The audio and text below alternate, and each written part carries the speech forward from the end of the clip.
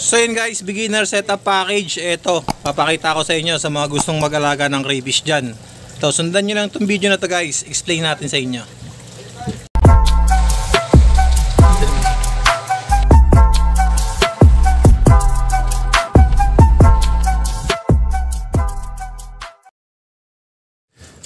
So yun guys, itong aquarium na to, bali in-order sa atin ng customer natin, pina-setup niya to. So kaya tayo nagkaroon ng setup ng aquarium dito is para pakita sa kanya pagdating niya na ito yung pinakang as is na setup na ng aquarium na kukuhain niya sa atin kasama yung isang trio na in-avail niya.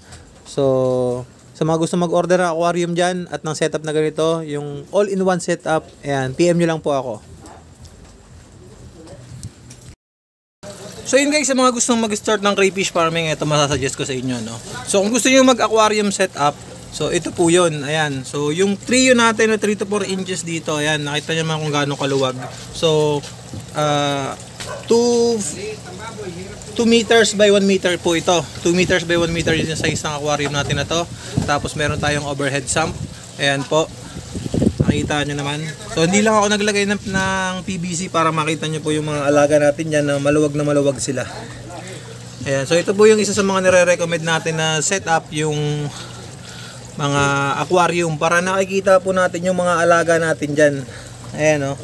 So masisilip natin sila guys kung buried na sila o may mga itlog na yung mga crayfish natin. Pero kung wala naman kayong budget at di nyo kaya makapag-provide o makabili ng aquarium o makabili ng water to submersible sump natin or yung overhead sump natin, tapos meron tayong mga filter medias dyan, kung di nyo naman po kayang i-provide yan, so pwede kayong gumamit ng mga rep tub kagaya nito. So isa sa mga nire-recommend ko itong mga rep tub natin. Ayan, nakita nyo po, walang filtration. Ayan, sobrang dami ng water plants. Meron tayong kangkong, binawasan ko pa ng water plants to guys para makita nyo lang ito kung gaano ka ganda yung setup natin na yan. So may mga ugat na yan guys, oh. Ayan.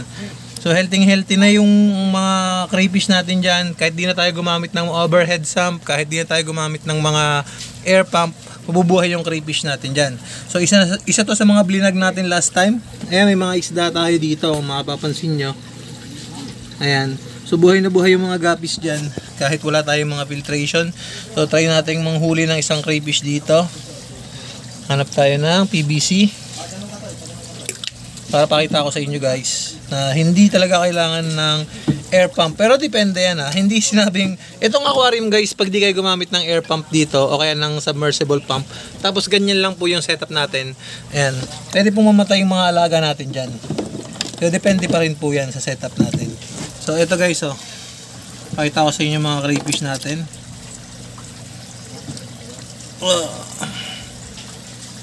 Medyo makukulit sila guys, ayaw nila magpahuli. Ito.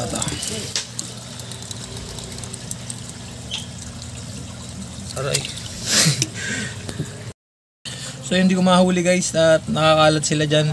So medyo dumumi na yung tubig natin, na kaukaw na kasi. Pero titining ulit yan guys, magki-clear ulit yung tubig natin dyan dahil dun sa mga water plants natin. So yun naman yung kagandahan ng paglalagay ng water plants sa mga ganitong setup, yung mga rep tub na setup natin. Ito guys, pang walang mga budget, low budget, okay to. So itong setup na to, halagang 50 pesos, makakapag-setup ka na ng crayfish natin. Pero kung wala kayong balak sa ganyan na setup at gusto niyo mas maayos, ito na piliin nyo. So mag-aquarium setup na lang kayo.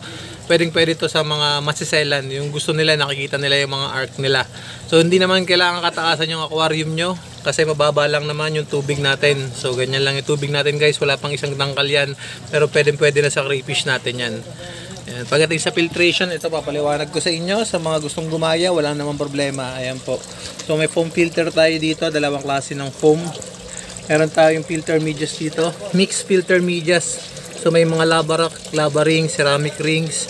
Ayan, halo-halo na yan guys. Then dito meron tayong mga lava rock na malalaki.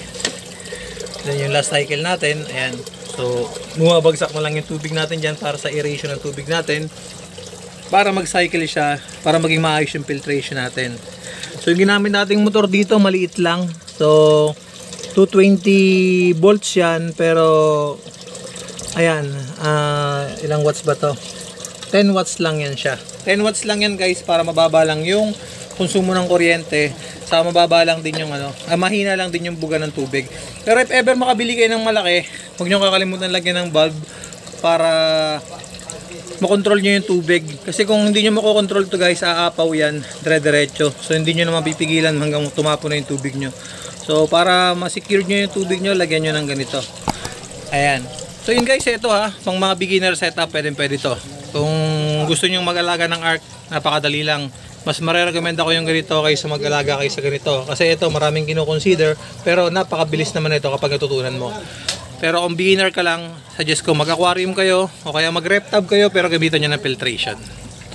Ayun. So yun guys, hanggang dito na lang. Syempre, sa mga bagong tambay lang sa channel natin, ayun, paki-subscribe nyo na po yung channel natin and i-click nyo na rin yung notification bell icon para na-update ko kayo yung gagawa ko ng mga video tungkol sa pag-aalaga ng mga ARC. So yun guys, hanggang dito na lang. Maraming salamat and happy crayfish farming.